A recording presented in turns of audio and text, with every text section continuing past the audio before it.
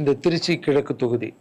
So நிறைய பேர் இடத்துல பார்த்தீங்கன்னா திருச்சி தொகுதியில் லாரன்ஸ் மாஸ்டர் நிற்கிறாரு. நிறைய பேர் அண்ணா நீங்கள் வாங்கண்ணா, நீங்கள் வந்தால் நாங்கள் ஓட் போடுறோண்ணா, வெல்கம்ண்ணா இதெல்லாம் சொல்கிறீங்க. நான் ஷூட்டிங் போகிற இடத்துல நான் ஏதாவது ஆஃபீஸ் போனால் கூட வாங்க எம்எல்ஏ சார் திருச்சி தொகுதியில் நிற்கிறீங்களா, எல்லாரும் சந்தோஷமாக கூப்பிட்டீங்க, அன்பாக கூப்பிட்டீங்க. உங்கள் அன்புக்கு எல்லாருக்கும் நன்றி.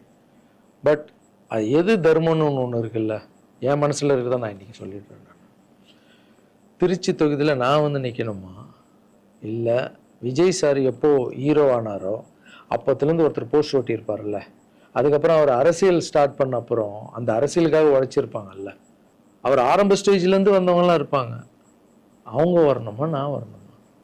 விஜய் சார் வீட்டில் இன்னும் எத்தனை பேர் திருச்சிக்காக வெயிட் பண்ணிட்டு இருக்காங்களோ நம்மளுக்கு என்ன தெரியும்? அது விஜய் சார் டிசைட் பண்ணணும்.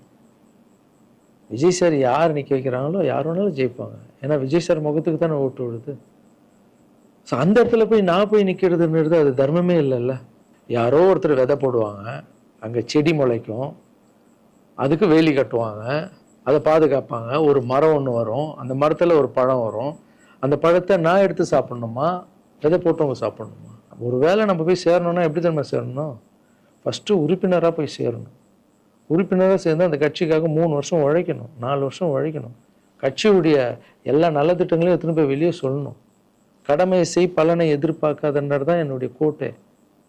உழைக்கணும். அப்புறம் கட்சி மேலிடம் பார்த்து சிஎம் பார்த்து நல்லா உழைக்கிறாங்க ஒரு போஸ்ட் கொடுத்தா அந்த போஸ்ட்டில் நம்ம இருந்து என்ன பண்ணணுமோ அதை பண்ணணும். அது தர்மம். நான் ஃபஸ்ட்டு என்னுடைய நிலைப்பாடை சொல்கிறேன். நான் எதுக்கு அரசியல் வந்திருக்கேன், ஏன் வந்திருக்கேன், யார் கூட போக போகிறேன் அப்படின்றத இன்ஃபார்ம் பண்ணுறேன். ஒரே ஒரு விஷயம் அவர்கிட்ட ஹெல்ப் கேட்க போகிறேன், எனக்காக இல்லை. எப்படி நம்ம ஹெல்ப் கேட்க போகிறேன்? கலைஞர் ஐயா இருந்தார், அவர் இருக்கும்போது நான் ஒரு சில குழந்தைங்கிட்ட ஆப்ரேஷனுக்கெல்லாம் ஹெல்ப் கேட்டேன், அவரும் பண்ணார். அதுக்கப்புறம் உதயநிதி ஸ்டாலின் சார் அவர்கிட்ட இப்போ தான் லேட்டஸ்ட்டாக ஒரு 2 மாதத்துக்கு முன்னாடி என்னுடைய மாற்றுத்திறனாளி பசங்க மல்லர் கம்பம் கற்றுக்கிட்டாங்க. மல்லர் கம்பம்னா ஒரு கட்டையை வச்சுட்டு அதுக்குள்ளே டான்ஸ் ஆடுறது கஷ்டப்பட்டு கற்றுக்கிட்டாங்க. அவங்களுக்கு ஷோஸ் எல்லாம் வேணும்னு அவர் நம்பர் என்கிட்ட இல்லை, கேட்டு வாங்கி ஒரு வீடியோ அனுப்பிவிட்டேன், அவ்வளோதான். அவர் என்ன பண்ணார்னா ஸ்டாலின் சார் சிஎம் சாருக்கு இதை அனுப்பி கேட்டு ஒரு வாரத்தில் சிஎம் சார் முன்னாடி ஆட வச்சுட்டாங்க. ஸோ அவங்கெல்லாம் அப்படி பண்ணியிருக்காங்க. அப்புறம் அன்புமணி ராமதாஸ் சார் பண்ணியிருக்காரு.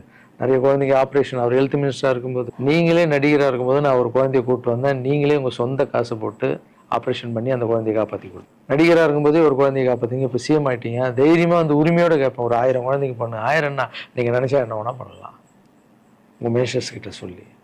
அது உரிமையோடு வந்து நான் போய் கேட்கறதில்ல, நியாயம் இருக்குது. அது சிஎம் பண்ணும்போது அதை வெளியே வந்து சிஎம் எனக்காக என் நண்பர் வந்து இத்தனை ஆப்ரேஷன் பண்ணார், இத்தனை குழந்தைங்க இந்த ஹெல்ப் பண்ணாருன்னு அப்போ பெருமையாக சொல்லிக்கலாம். நம்ம அதுக்குன்னு ஃபீல் பண்ணுறாதீங்க, அண்ணன் அரசியலுக்கு வரமாட்டார் போல.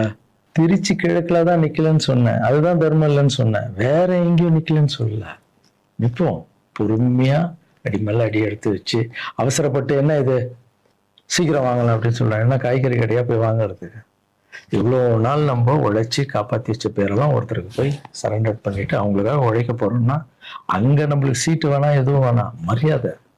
எங்கே நம்மளுக்கு மரியாதை நல்லா கிடைக்குதோ, யார் கூட போய் சேர்ந்தா மக்களுக்கு நல்லது நடக்குமோ எல்லாம் திங்க் பண்ணி அழகாக பண்ணுவோம். ஏதோ ஈஸியாக கிடைக்குதுன்னு எம்எல்ஏ சீட்டில் வந்து உட்காந்துக்கிட்டு இல்லை மினிஸ்டர் சீட்டில் உட்காந்துட்டு பதவி அனுபவிக்கிறதுக்காக வருவேன்னா, என் சுயநலத்துக்காக வரேன்னா, இல்லை மக்கள் பின்னாடி வந்து நிற்கிறேன், மக்கள் பிரச்சனைக்காக நான் வரேன்.